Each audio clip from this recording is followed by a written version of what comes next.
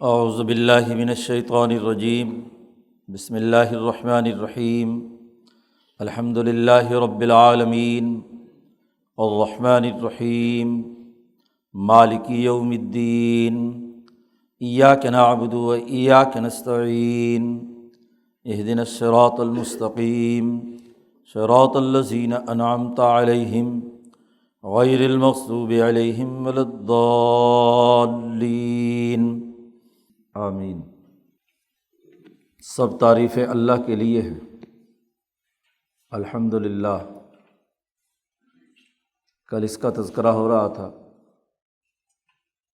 کہ سب تعریفیں کسی بھی چیز کی جائیں وہ دراصل ذات باری تعالیٰ کی تعریف ہے، کیونکہ جب کائنات ساری کی ساری اللہ نے بنائی ہے کہ جتنی بھی اشیاء ہیں ان میں جو حسن و خوبی ہے، اس کے اندر جو تعریف کے جتنے بھی پہلو ہیں وہ صرف اللہ کی وجہ سے ہے۔ اس لیے ذات باری تعالیٰ کے اندر جتنے بھی صفات کا اظہار اس کائنات کے ذریعے سے ہوا ہے اس پر اللہ کی تعریف کی جا رہی ہے۔ حضرت شیخ الہند رحمۃ اللہ علیہ نے ایک شعر کے ذریعے سے اس کی وضاحت کر دی کہ ہم یعنی تمام تعریفوں کی نسبت اے اللہ تیرے ساتھ ہے۔ اب جس کے دروازے پر بھی جائیں گے تو دراصل تیری ہی تعریف ہوگی۔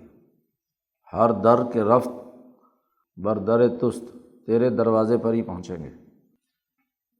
تو گویا کہ اللہ کی تعریفات جو اس کائنات کی بکھری ہوئی تمام مخلوقات میں ہیں وہ صرف اللہ کے لیے ہیں۔ اللہ وہ اسم ہے ذات باری تعالیٰ کا جو انسانوں کو اپنی طرف کھینچتا ہے۔ عربی میں الہ کا مطلب جذب و کشش کے لیے یہ لفظ استعمال کیا جاتا ہے کہ جس لفظ کے اندر، جس ذات کے اندر کشش ہے۔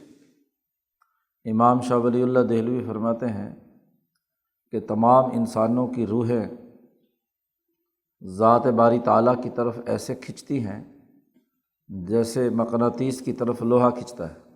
اب ذات باری تعالیٰ جو مرکز کشش ہے کائنات کی تمام چیزوں کا، اسی کا نور کائنات کے اندر پھیلا ہوا ہے، اور تمام ارواح جو انسانی ہیں ان کے اندر بھی وہ نقطہ نورانی ہے جس کی وجہ سے وہ روح اپنا کردار ادا کرتی ہے۔ یہ تمام انوارات ذات باری تعالیٰ سے ہی اس کائنات میں فیضان ہوئے ہیں۔ تو وہ ذات جس کی طرف سے نور آ رہا ہے اور لوٹ کر جس کی طرف جا رہا ہے، الیہ یصعد الکلم الطیب والعمل الصالح یرفعہ، اسی کی طرف پاک کلمات اوپر چڑھ کر جاتے ہیں اور اسی کی طرف سے دنیا میں آتے ہیں۔ تو جو مرکز کشش ذات ہے اس کی اگر ہم لفظوں میں تعبیر کرنا چاہیں، اس ذات کا نہ تو ہم احاطہ کر سکتے، نہ اس ذات کے حوالے سے کوئی اور توجیہ کر سکتے، سوائے ایک اس توجیہ کے کہ قدرتی اور فطری طور پر ہم تمام لوگوں کے دل اس کی طرف کھنچ رہے ہیں۔ اللہ کے انوارات کی نورانیت سے روشن ہے۔ تو جب ہم تمام کے دل بلکہ تمام تر مخلوقات اسی کی طرف ایک کشش رکھتی ہے، تو اس ذات کا اگر لفظوں میں اظہار کیا جائے تو یہی کیا جا سکتا ہے ہماری نسبت سے کہ وہ مرکز کشش ہے۔ اور مرکز کشش کے لیے عربی میں جو لفظ استعمال کیا جاتا ہے وہ الہ ہے۔ اس لیے اللہ یہ اسم ہے، نام ہے اس ذات کا۔ اصول فقہ کی تمام کتابوں میں لفظ اللہ کا مطلب بیان کیا گیا ہے کہ وہ ذات ہے جو المستجمع لجمیع صفات الکمال، جو تمام صفات کمال کے جامع ہے اور جس کے فیضان سے یہ پوری کائنات قائم ہے۔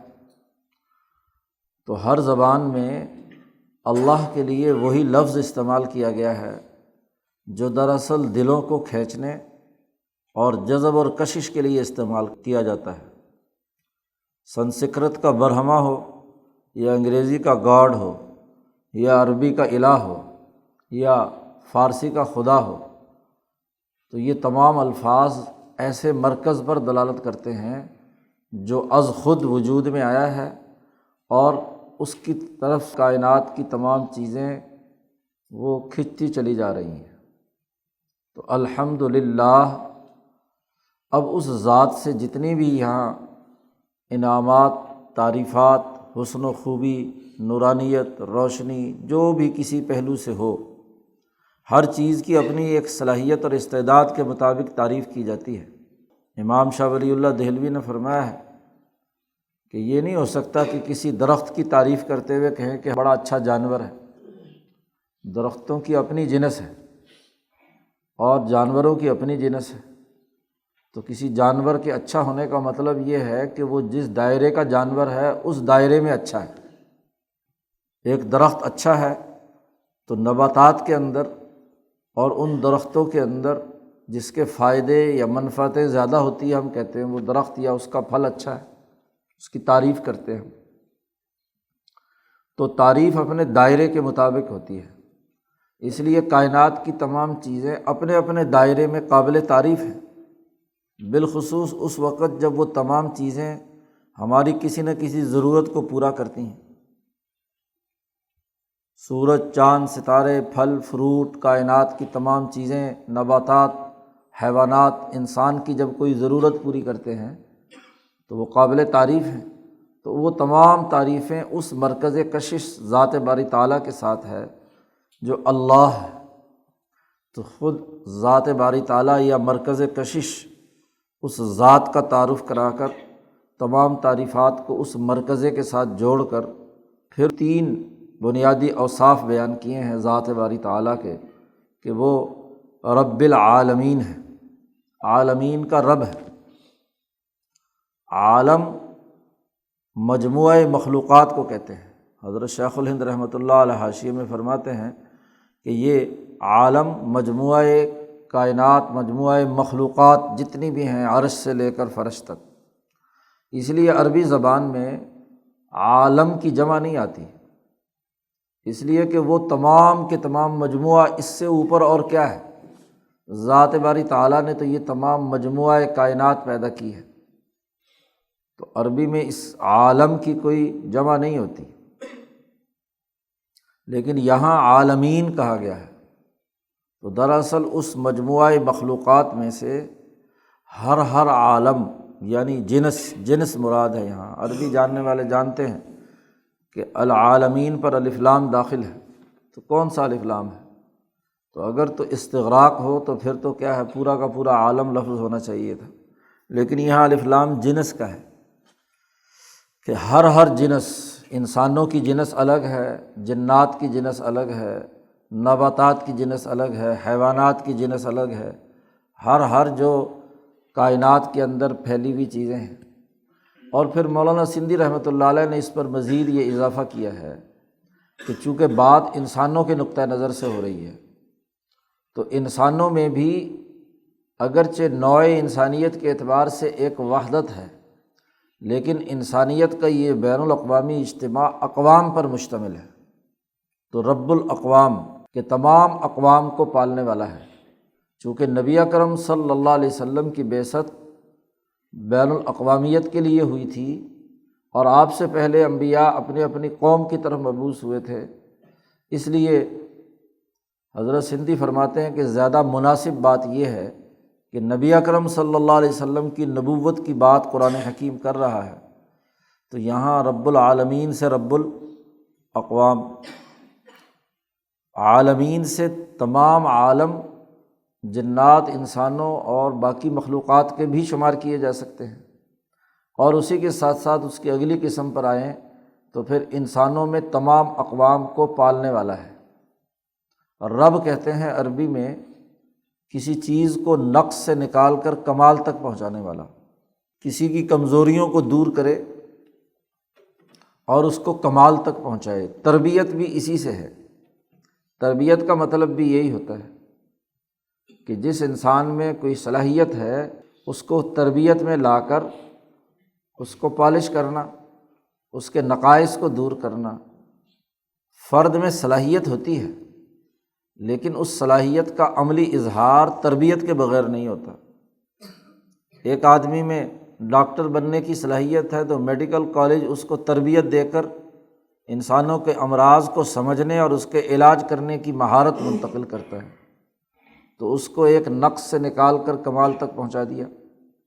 اور یہ سلسلہ مسلسل چلتا رہتا ہے، ایک حد پر رکتا نہیں ہے، کیونکہ جس شعبے میں بھی انسان جتنی زندگی بسر کرتا ہے اتنی ہی اس کی تربیت اور صلاحیت میں اضافہ ہوتا چلا جاتا ہے۔ کوئی 10 سال کا ڈاکٹر ہے تو کوئی 20 سال کا ہے، تو کوئی 30 سال اور 40 سال کا ہے، تو ظاہر ہے 40 سال جس نے لکھا پڑھا پڑھایا اس کی اہلیت اور صلاحیت، اس کے کمالات نسبتاً اس ڈاکٹر کے جو نیو کمر ہے، ابھی نیا آیا ہے، تو اس کے لیے کیا ہے، اس کی وہ صلاحیت اس درجے کی نہیں ہوتی۔ تو تربیت ہمیشہ نقص سے نکال کر کمال تک پہنچانے کے لیے ہے۔ اب ہر لمحے انسانوں کو نقائص سے نکال کر کمال تک پہنچانا، اس کائنات کو، اس عالم کو، تو اگر ہم اس پورے کائنات اور مجموعہ مخلوقات پر نظر دوڑائیں تو ہر لمحہ یہ کسی نہ کسی نقص کو دور کر کے کسی نہ کسی کمال کی طرف جا رہی ہے، مجموعہ مخلوقات بھی۔ اور اگر اقوام عالم کا جائزہ بھی لیں تو مجموعی طور پر اقوام عالم میں آدم علیہ السلام سے لے کر اب تک ارتقاء کا مرحلہ جاری ہے، تو ہر دور پچھلے دور سے زیادہ اعلیٰ، زیادہ کمالات کی طرف جانے والا ہوتا ہے۔ اس کے اندر نئی نئے پہلو انسانیت کے سامنے آتے ہیں۔ تو یہ تمام عالم کا رب ہے، یعنی تمام عالم کو پالنے والا ہے، ان کو نقائص سے نکال کر کمال تک پہنچانے والا ہے۔ اب خواہ اس عالم سے مراد اس کائنات کے تمام وہ جہان ہوں جو جنات اور انسانوں اور حیوانوں اور مخلوقات، نباتات وغیرہ وغیرہ وغیرہ کے دائرے سے تعلق رکھتا ہو، اور خواہ اس کا تعلق اقوام عالم کے ساتھ ہو، تو اقوام میں بھی تغیر و تبدل کا یہ عمل مسلسل کمال کی طرف جانے کا ایک عمل جاری ہے۔ تو اس اللہ کی تمام تعریفیں ہیں، جتنی بھی ہر طرح کی تعریفات ہیں، کہ جو تمام عالموں کو، تمام جہان کو، تمام اقوام کو پالنے والا ہے، اس کی پرورش کرتا ہے۔ ہر پرورش اور پالنے کے نتیجے میں کسی چیز میں کمال پیدا ہوتا ہے، نقص سے نکل کر کمال کی طرف وہ جاتی ہے۔ اس لیے اس کا ترجمہ پروردگار یا پالنے والا، پروردگار فارسی زبان کا لفظ ہے، اور اردو میں پالنے والا، جیسے حضرت یہاں شیخ الہند نے یہاں ترجمہ کیا ہے پالنے والا سارے جہان کا، اس لیے حضرت شیخ الہند نے ترجمہ کیا سارے جہان، جہان اور پھر اس کے ساتھ سارے لگا دیا، جہانوں کا نہیں کہا، سارے جہان الگ الگ، ہر ایک انسانوں کو انسانیت کے دائرے میں، حیوانوں کو حیوانیت کے دائرے میں، نباتات کو نباتات کے دائرے میں پالنے والا ہے۔ اب جو آدمی اس صورت مبارکہ کو پڑھتا ہے، نماز میں پڑھے یا بغیر نماز کے پڑھے، اور اس پورے منظرنامے کو سامنے رکھے کہ دنیا میں جتنی بھی مخلوقات ہیں ان کو نشو و نما دینے والا، پالنے والی ذات اللہ کی ہے، جو ذات مرکز کشش ہے، اور اسی کے لیے دنیا بھر کی تمام مخلوقات کی تعریفیں ہیں۔ اب جو جو مخلوق نقص سے نکال کر کمال تک جاتی ہے تو تعریف کسی میں کی جاتی ہے کمال کی وجہ سے، کمال نہ ہو، نقص ہو تو اس کی تعریف تو نہیں کی جاتی۔ تو جیسے جیسے یہ تغیر و تبدل کمالات کا بڑھ رہا ہے، ایسے ہی تعریفات کا حجم بھی بڑھتا چلا جائے گا، تو وہ جس قدر بھی تعریفات کی جائیں گی۔ اسی لیے امام شاہ ولی اللہ دہلوی فرماتے ہیں کہ جتنی بھی اس دنیا میں کمالات ظاہر ہوتے ہیں اس عالم ناسوت میں، تو یہ دراصل اللہ ہی کی طرف سے آتے ہیں۔ تمام تر ایجادات، تمام سائنس، ٹیکنالوجی، تمام علوم اور تمام چیزوں کا جو دنیا میں اظہار ہوتا ہے، وہ سب سے پہلے مالا اعلیٰ پہ، پھر عالم مثال میں، اور پھر عالم مثال سے اس دنیا کے اندر آتا ہے۔ تو گویا کہ یہ کمالات وہیں سے عطا کیے جا رہے ہیں۔ اب وہ کس کے ذریعے سے آتا ہے؟ تو اس کا اپنا ایک تکوینی اور ایک تشریعی نظام ہے۔ اس نظام کے تحت کیا ہے، جس جس فرد میں جس جس درجے کی صلاحیت یا جس جس اقوام میں جس جس درجے کی صلاحیت ہوتی ہے، اس کے مطابق وہ تمام چیزیں، علوم و فنون، تمام کمالات کی چیزیں دنیا میں مسلسل آتی رہتی ہیں۔ وہ فرد تو بیچارہ محض ذریعہ ہے، وہ خود کوئی مستقل حیثیت نہیں رکھتا۔ کوئی ایجاد مسلمان نے کی ہو یا غیر مسلم نے کی ہو، ایک اللہ کا سچا ولی اس ایجاد کو دیکھتا ہے اور اس کے پیچھے جو اصل ذات کار فرما ہے ذات باری تعالیٰ کی، اس کو سمجھتا ہے، اس کے ساتھ وابستہ ہوتا ہے۔ اگر کوئی صلاحیت اور استعداد کسی انسان کے واسطے سے آئی ہے، وہ انسان اس استعداد کے مطابق اس چیز کا مثبت استعمال کرتا ہے تو انسان قابل تعریف ہے۔ لیکن اگر وہ انسان اس کا منفی استعمال کرتا ہے تو چیز قابل تعریف ہے لیکن اس کا منفی استعمال برا ہے۔ منفی استعمال کی کون تعریف کرتا ہے؟ تعریف تو اس کی کرتا ہے جو دراصل انسان کے لیے مثبت استعمال ہو، انسان کے فائدے کے لیے ہو۔ اب تمام سائنس اور ٹیکنالوجی یہ دنیا میں آئی ہے، یا جو علوم آج آ رہے ہیں، اس علم کی تو تعریف ہے، کیونکہ یہ اصل میں تو آیا کس کی طرف سے ہے؟ ذات باری تعالیٰ کی طرف سے ہے، اسی کی توفیق سے، اسی کی ربوبیت کے تقاضے سے یہ چیز وجود میں آئی ہے۔ اب اللہ نے تو یہ دی تھی اس لیے کہ اس کا استعمال مفید ہو۔ ہر علم کمال پیدا کرنے کے لیے ہے، اور اگر کمال پیدا کرنے کے بجائے اس علم کا منفی استعمال کیا جائے، اب اللہ نے چھری کی استعداد دی تھی اس لیے کہ اس چھری سے اپنی سبزی کاٹو، اپنی ضروریات کو پورا کرنے کے لیے استعمال میں لاؤ، اگر اسی چھری کو کسی کے پیٹ میں گھونپ دو تو یہ اس استعمال کے لیے تو نہیں دی، تو وہ استعمال کرنے والا مجرم قرار پائے گا۔ یہ فرق سمجھنا چاہیے۔ ہمارے ہاں یورپین یا انگریزوں کی تمام ایجاد کی یا تو سرے سے اس لیے کہ انگریزوں نے بنائی ہے ناجائز قرار دے دیں گے، اور وہ اگرچہ مثبت استعمال بھی کریں تو ہم کہیں گے کہ نہیں جی، تعصب کی بنیاد پر چونکہ مسلمان نے یہ ایجاد نہیں کی، دریافت نہیں کی، انگریز نے کی ہے، لہذا وہ مجرم، اور وہ غلط۔ یا دوسری انتہا ہوتی ہے کہ جناب انگریزوں نے دیکھو اتنی ایجادات کی ہیں، امریکہ نے اتنی سائنس ٹیکنالوجی پر تحقیق اور ریسرچ کی ہے، تو اب اس کا لازمی تقاضا یہ ہے کہ امریکہ اگر برے کام بھی کرے تو ہمیں اس کے برے کام میں اس کی سامراجیت کو تسلیم کر لینا چاہیے۔ یہ دو انتہائیں ہیں جی، تو یہ غلط ہے۔ ایک سچا مومن اور ایک سچا ولی جب قرآن کی اس آیت پر غور و فکر اور تدبر کرتا ہے تو وہ فرق و امتیاز پیدا کرتا ہے کہ یہ جو علم آیا تھا یہ تو انسانی فائدے کا تھا، اب ایٹمی ٹیکنالوجی آئی انسانی فائدے کے لیے کہ توانائی کے نئے ذرائع سامنے آئے، کیونکہ جتنی مخلوقات زیادہ بڑھ رہی ہے تو اس کے لیے انسانوں کے لیے انرجی چاہیے۔ اب اس انرجی کا اگر استعمال دھماکے کے ساتھ خود انسانوں کی تباہی بربادی کے لیے کیا جائے تو یہ جرم ہے۔ تو علم ہر مسلمان یہ سمجھتا ہے کہ اللہ کی طرف سے آیا ہے اور انسانی فائدے کا ہے، تو اس کو تو وہ کیا ہے، ہر حال میں قبول کرتا ہے۔ لیکن اس علم کا جو منفی استعمال ہے، کوئی ملک، کوئی قوم، کوئی فرد اس کا غلط استعمال کرے تو اس کو غلط سمجھتا ہے۔ تو یہاں اللہ تبارک و تعالیٰ کی تعریف ہو رہی ہے، اور اس کا جو پہلا وصف بیان کیا ہے وہ یہ کہ وہ تمام جہانوں کا پالنے والا ہے، یعنی پروردگار ہے، ربوبیت کے تقاضے سے انہیں آگے بڑھانے والا ہے۔ یہ نہیں ہے کہ اللہ کے مقابلے پر دنیا میں کوئی مخلوق جو ذریعہ بنی تھی اس علم کے آنے کا، اس کو خدا مان لیا جائے۔ ہاں جی، فرعون اگر انسانیت کے لیے کوئی نظام قائم کیے ہوئے ہے، حکمران ہے، تو دراصل یہ بھی اللہ کی ربوبیت کے تقاضے سے ہے، نہ یہ کہ فرعون یہ دعویٰ کرے کہ انا ربکم الاعلیٰ، کہ میں رب ہوں۔ تو باقیوں کی ربوبیت کا انکار، اور ان کے اندر اگر کوئی علمی صلاحیت ہے تو وہ بھی دراصل اللہ کے کمال اور اللہ کی ربوبیت کے تقاضے سے آئی ہے۔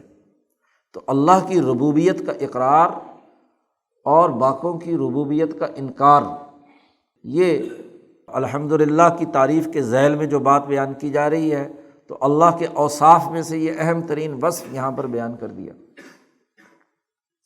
پھر کہا الرحمن الرحیم، حضرت نے ترجمہ کیا بے حد مہربان، یعنی اس کی مہربانی کی کوئی حد نہیں ہے۔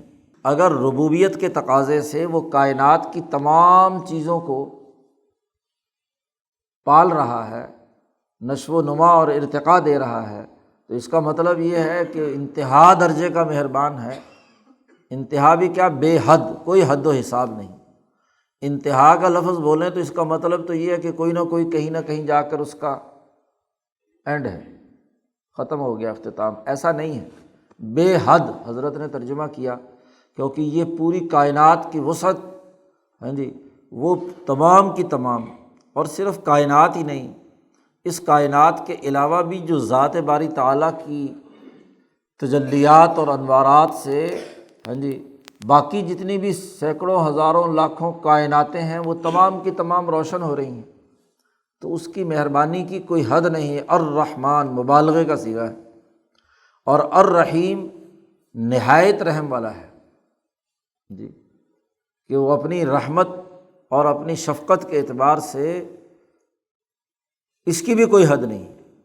یہاں بڑے لوگوں کو بڑا مغالطہ ہوا کہ جی شیخ الہند نے اس کے ترجمے میں نہایت کا لفظ بولا ہے، اور نہایت کا مطلب یہ ہے کہ کہیں نہ کہیں نہایت ہے۔ یہ دراصل اردو محاورے کو نہ سمجھنے کی بات ہے۔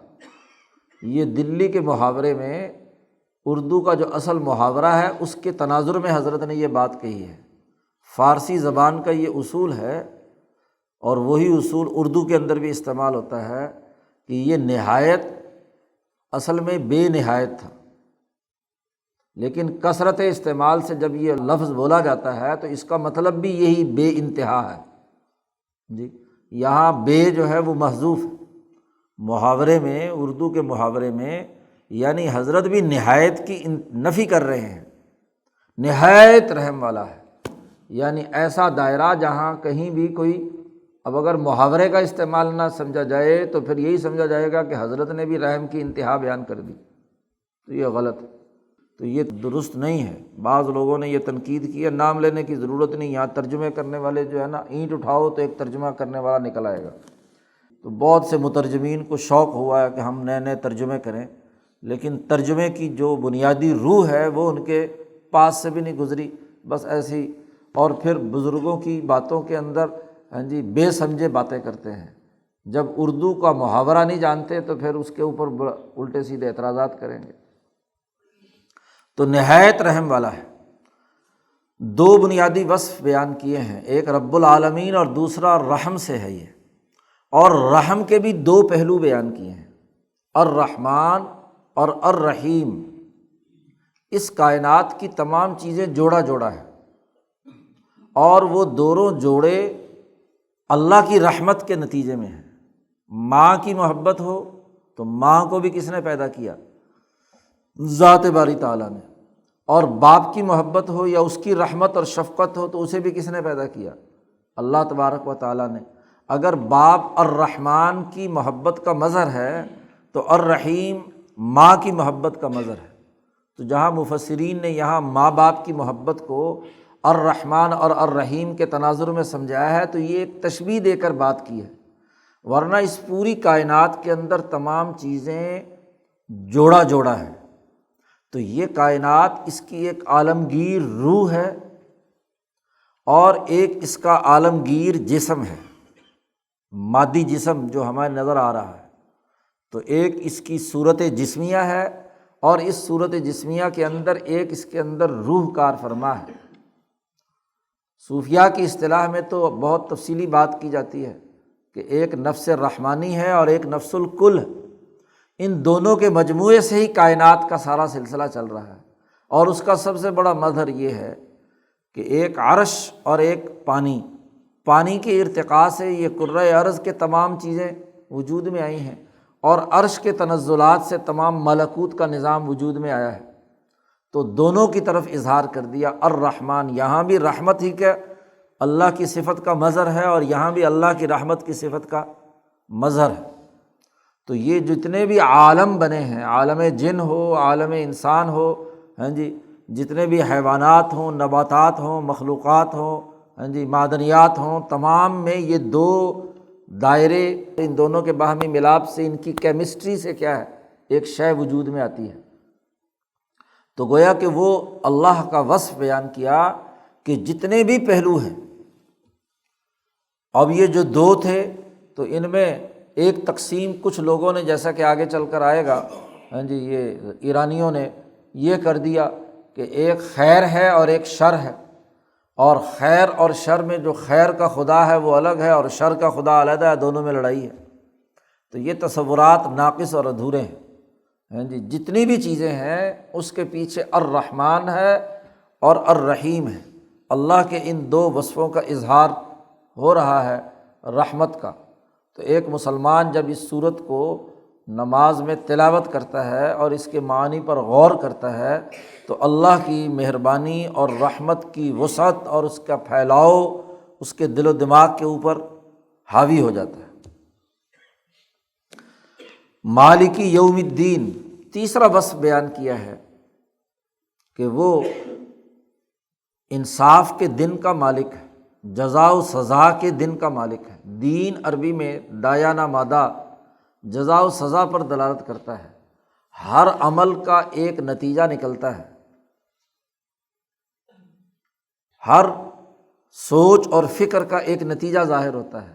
یہ نہیں ہوتا کہ کوئی عمل کیا جائے اور اس کا کوئی نتیجہ یا اس کا بدلہ سامنے نہ آئے، تو جیسا انسان کرتا ہے ویسا بھرتا ہے۔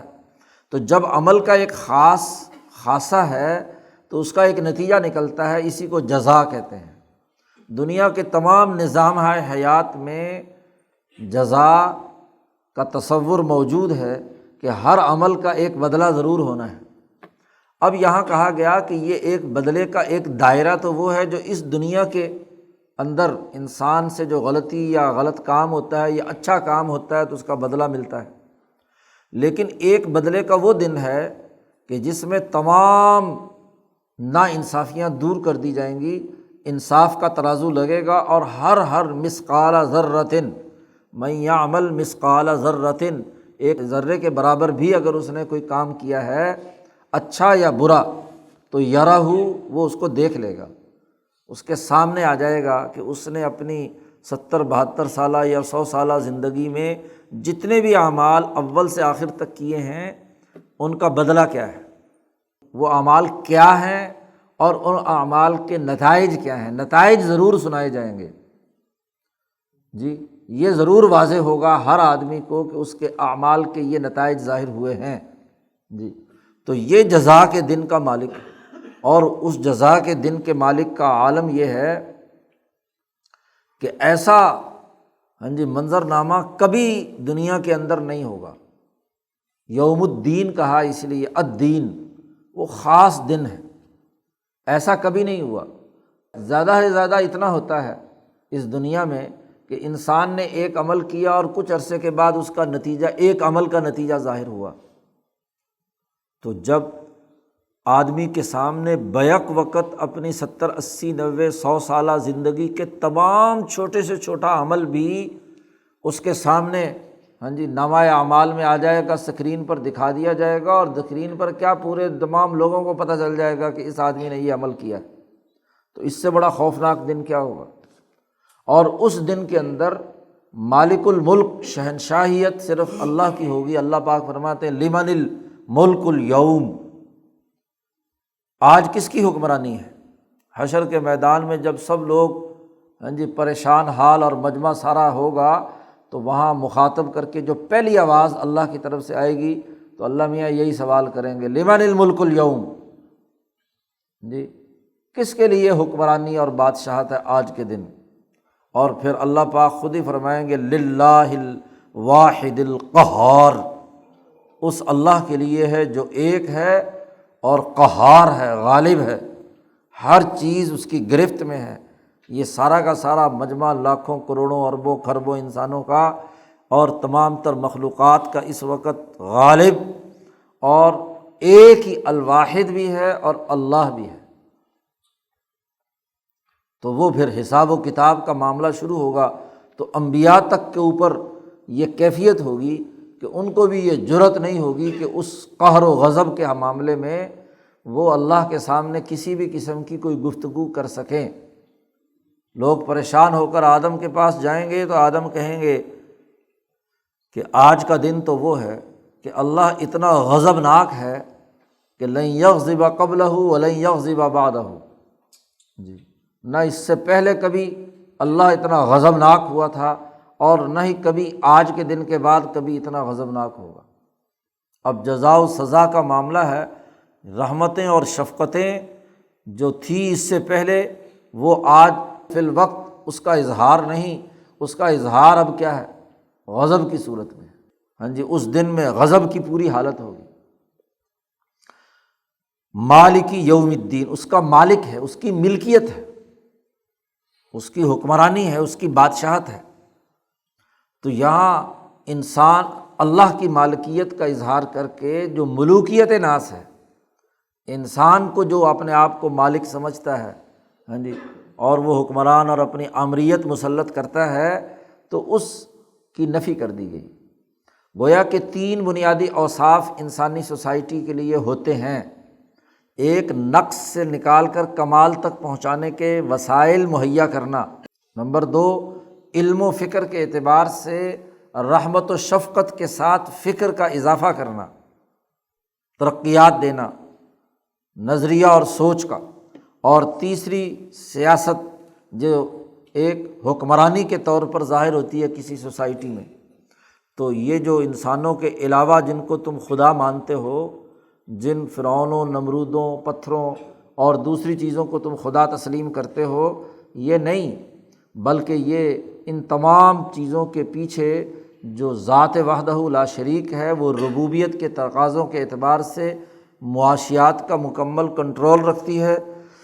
رحمن و رحیم کی نسبت سے وہ انسانوں پر رحمت اور شفقت کے علوم و افکار کا اظہار کرتی ہے، شفقت والے علوم ہی دنیا میں آتے ہیں، اور مالک یوم الدین اور اپنی سیاست کے اعتبار سے شہنشاہ مطلق وہی ذات ہے۔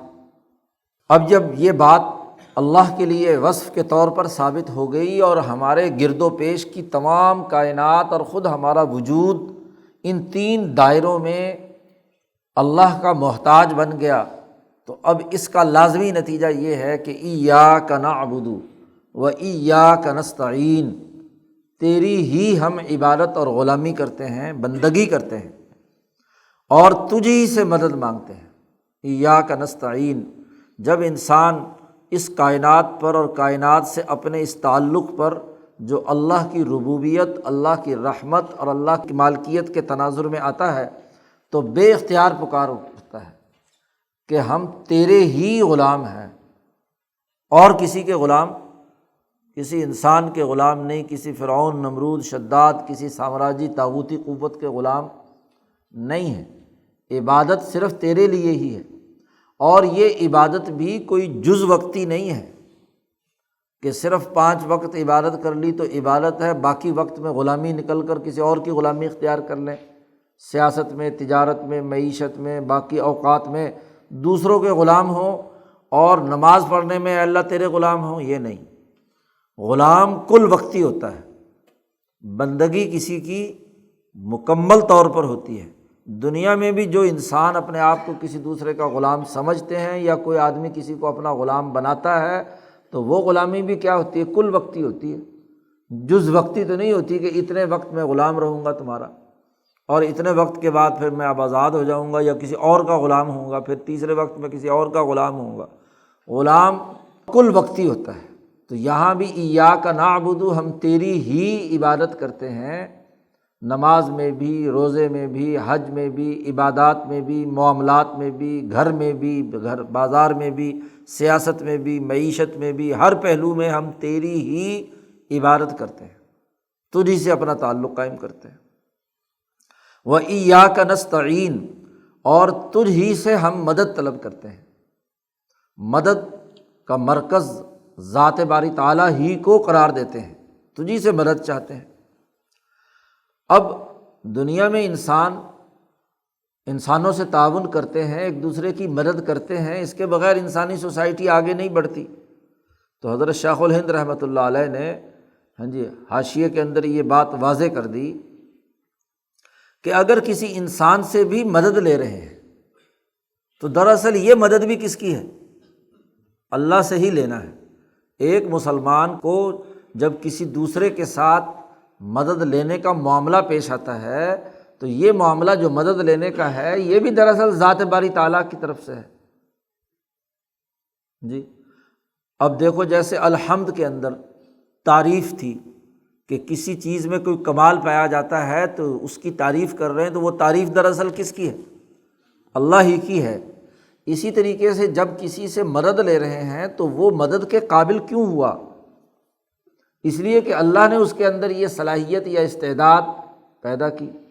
اب سارے کام تو دنیا میں انسان اکیلا نہیں کر سکتا، کچھ کام تقسیم کرتے ہیں اور ایک دوسرے کے ساتھ تعاون کرتے ہیں۔ قرآن نے آگے جا کر کہا ہے سورۃ زخرف کے اندر قرآن حکیم نے کہا ہے کہ ہم نے ایک دوسرے کو مسخر کیا ہے، ایک دوسرے کے ساتھ تمہاری احتیاج باندھی ہے تو ایک دوسرے کے ساتھ مل کر تم زندگی بسر کرتے ہو۔ تو اب کسی میں اللہ نے ایک وصف پیدا کیا ہے، مثلاً ڈاکٹر ہونے کا، ایک میں انجینئر کا، ایک میں کیا ہے کہ اور فن، علم و فن کا، تو وہ فن جب دوسرے کو فائدہ پہنچا رہا ہے یا مدد دے رہا ہے تو اس کی اپنی ذات کا ذاتی فن تو نہیں ہے۔ یہ فن یا اس میں یہ حسن یا کمال کہاں سے آیا ہے؟ اللہ تبارک و تعالیٰ سے۔ تو حضرت شیخ الہند نے یہ وضاحت کر دی کہ اب اس آیت کا یہ مطلب نہیں کہ تجھ ہی سے مدد مانگتے ہیں، باقی ساری مخلوق کو کہیں کہ جی ہم تمہارے محتاج نہیں ہیں۔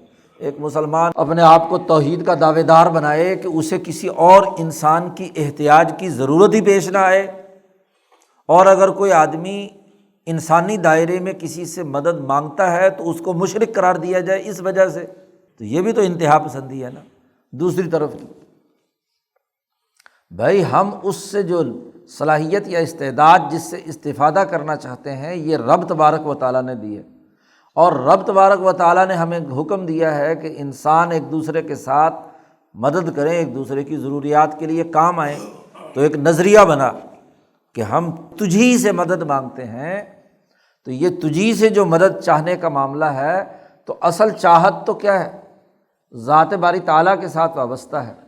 اب اس کے لیے تعاون اگر آپ کے اولاد کر رہی ہے، کوئی عزیز کر رہے ہیں، کوئی شاگرد کر رہا ہے، یا اور انسانوں سے آپ معاوضے کے ساتھ ہی مدد لے رہے ہیں تو مدد تو ہے نا، لیکن یہ مدد بھی کس کی ہے؟ یعنی اس مدد کے پیچھے بھی ذات باری تعالیٰ کا ادراک اس کے دماغ میں ہو۔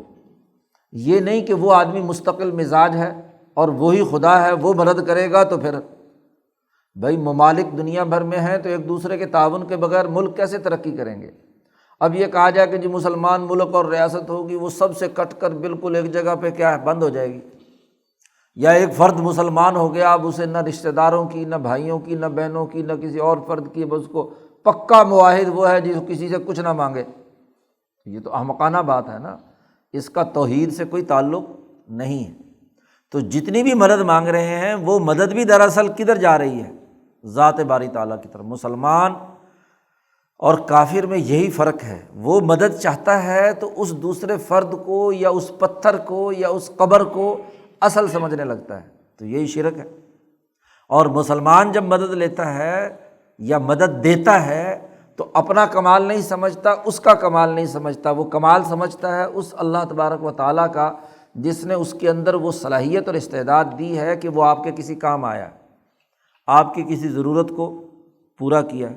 تو جس درجے میں اس نے پورا کیا ہے تو اس کا شکریہ ادا کرنا چاہیے، اس کا احسان مند ہونا چاہیے، اور جس درجے میں آپ نے اس سے مدد لی ہے لیکن اس مدد کو اصل ذات باری تعالیٰ کے ساتھ وابستہ کر کے سمجھا جائے، اس کو مستقل حیثیت نہ دی جائے۔ تو یہ اس بنیاد پر کہا گیا ایاک نستعین، تجھ ہی سے مدد مانگتے ہیں۔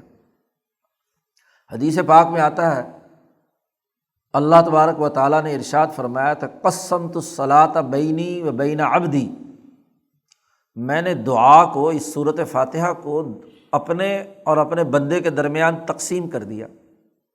تو یہاں تک کہ یہ جو آدھی سورت ہے یہ اللہ کے لیے ہے،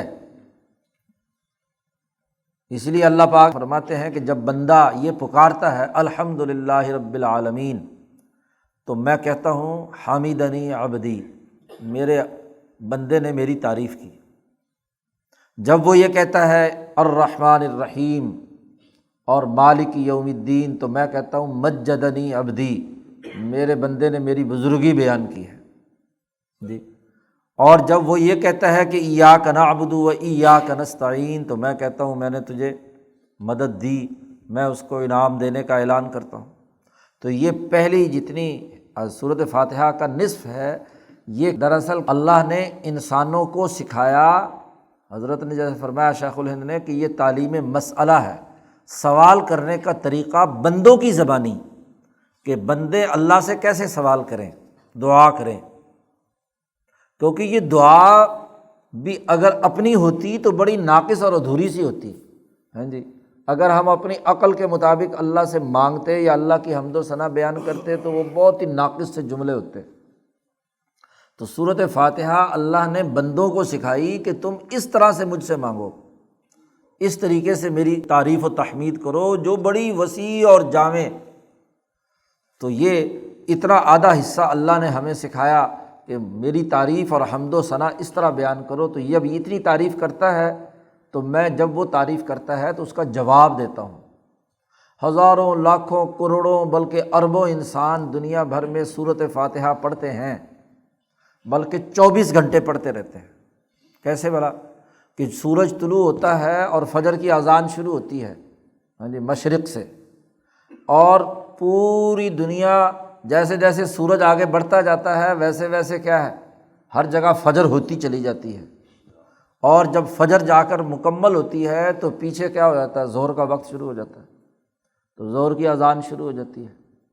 تو یہ پورا سائیکل، پورے جیسے سورج گھوم رہا ہے ایسے کرۂ ارض میں جہاں جہاں اسلام موجود ہے اور وہاں وہاں کے لوگ وہاں اذانیں دے رہے ہیں، نمازیں پڑھ رہے ہیں، اور جب نمازیں ہر علاقے کے لوگ پڑھ رہے ہیں اور وہاں یہ سورۃ فاتحہ پڑھتے ہیں تو اربوں انسان ہو گئے ہاں جی۔ 7 ارب میں اگر 1.5 ارب مسلمان ہیں تو 1.5 ارب مسلمان صبح سے شام تک پورے 24 گھنٹے میں تسلسل میں وہ یہ دعا پڑھ رہے ہیں۔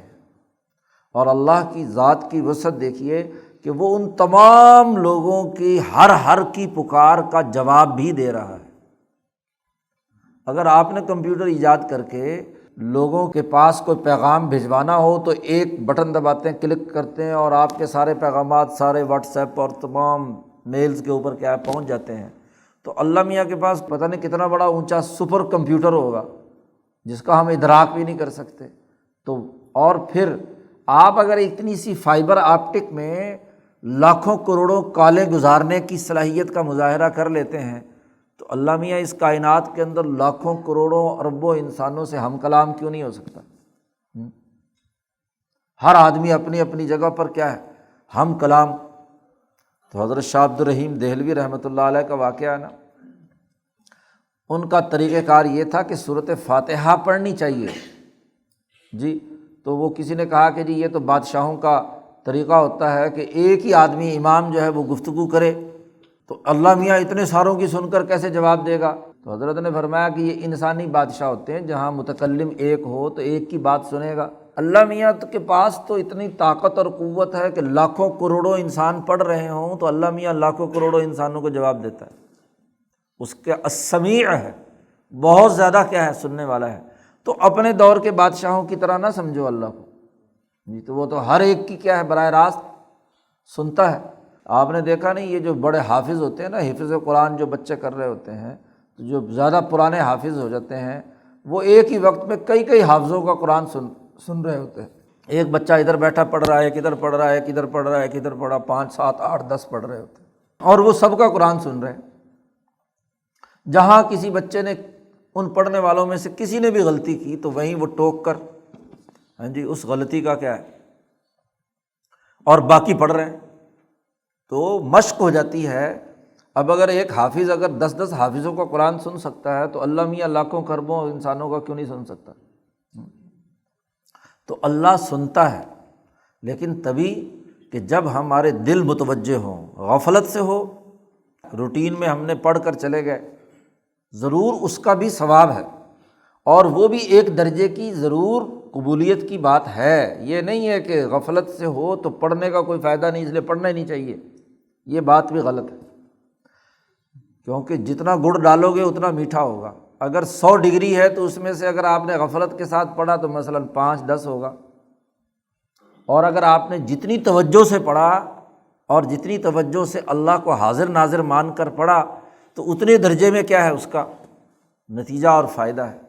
اس لیے حضور صلی اللہ علیہ وسلم نے فرمایا کہ جب بندہ نماز پڑھتا ہے تو اس کے قبلے اور بندے کے درمیان اللہ میاں ہوتا ہے جی، کیونکہ آپ مناجات کر رہے ہیں اور اس مناجات میں اللہ بالکل آپ کے سامنے ہے، تو جب ہر آدمی کے سامنے الگ الگ اللہ موجود ہے، ہاں جی، ہر ایک کے تمام اعمال اس کے دائرہ ادراک میں ہے، تو پھر اس کو پڑھنے کا انداز بھی وہی ہونا چاہیے۔ استاد کے سامنے، ٹریفک سارجنٹ کے سامنے ہم کتنے شریف بچے ہوتے ہیں، ہاں جی، بڑے اچھی طریقے سے گاڑی چلاتے ہیں، اشارے پہ بندہ کھڑا ہو، اور اب تو اس کی بھی ضرورت نہیں، کیمرے لگے ہوئے ہیں، تو وہ ای چلان آنے کے ڈر کی وجہ سے کیا ہے، وہ دیکھ رہا ہے نا، وہ جو چلان والا دیکھ رہا ہے، اس لیے لائن سے پیچھے ہی کھڑی کرتے ہیں۔ تو جب آدمی کو یہ پتہ ہو کہ اللہ میاں دیکھ رہا ہے، اللہ میاں سامنے موجود ہے، تو اس کی کیفیت اور ہونی چاہیے نا، تو یہ کیفیت پیدا کرنے کی مشق کرنی چاہیے جی۔ ٹھیک ہے، ایک دن میں نہیں پیدا ہوتی، تو اصل مقصد تو یہ ہے کہ اس کے ذریعے سے اپنے اندر یہ مشق پیدا کی جائے کہ میں اللہ کے سامنے کھڑا ہوں اور اللہ سے مانگ رہا ہوں، اس کی تعریفیں کر رہا ہوں، اس کی رب العالمینی کا تذکرہ کر رہا ہوں، اس کی الرحمن الرحیمی کا تذکرہ کر رہا ہوں، اسی کی عبادت کرتا ہوں اور اسی سے مدد مانگتا ہوں۔ تو جب اپنے پورے وجود کے تمام اجزاء سے اللہ کے سامنے حاضر ہو کر آدمی جب یہ پکارتا ہے تو سر سے پاؤں تک اس کے جسم کے اندر وہ توانائی، وہ طاقت، وہ انرجی حاصل ہوتی ہے جو ربوبیت کے تقاضے سے ذات باری تعالیٰ کی تجلیات اور انوارات کی صورت میں انسان کی طرف متوجہ ہوتی ہے۔ تو محض علم حاصل کرنا نہیں بلکہ حال بنانا اپنا۔ اسی لیے شاہ ولی اللہ صاحب مختلف جگہوں پر کہتے ہیں کہ صوفیہ کے ہاں جو تمام اوراد و وظائف یا اعمال ہیں، اس کے مطابق انسان کا حال ہونا چاہیے، محض فکر کافی نہیں۔ تو فکر میں تو محض عقلی طور پر اسے سمجھنا ہے، لیکن اصل چیز تو اپنے وجود پر اسے طاری کرنا ہے۔ تو یہ اس کی مشق کرنے کی ضرورت ہے۔ ہم سورۃ فاتحہ پڑھتے ہیں لیکن بے توجہی سے، غفلت سے، اس کا مطلب نہیں ہوتا، اور جب مطلب ہمارے سامنے نہیں ہوتا تو اس کی کیفیت بھی پیدا نہیں ہوتی۔ قرآن حکیم کے پڑھنے پڑھانے کا اصل مقصد اپنے دلوں اور اپنے دماغوں اور اپنے وجود پر ان تمام چیزوں کو، ان صفات کو طاری کرنا ہے جو ان آیات مبارکہ میں بیان کیا گیا ہے۔